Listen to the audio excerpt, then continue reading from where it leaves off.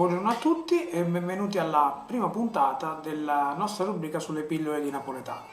Oggi esamineremo una parola che viene usata spessissimo nel linguaggio napoletano, che è refonnere o la sua variante arrefonnere, che si dice refonnere o arrefonnere.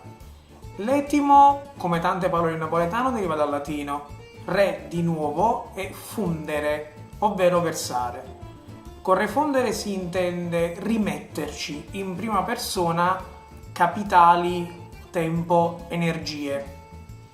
Si usa anche una variante, il participio passato refuso, agi refuse, nel senso ho perso in una situazione o anche in un contesto amoroso e affettivo. Uno dei detti più vecchi e più utilizzati riguardo alla parola refonnere è alla vaca pociuccio s'arrafonna acqua e sapone, ovvero a lavare la testa all'asino si perde sia l'acqua che il sapone, ovvero sia tempo che energie, quindi un'azione che non andrebbe fatta. Con questo vi saluto e ci vediamo alla prossima puntata. Ciao Brim!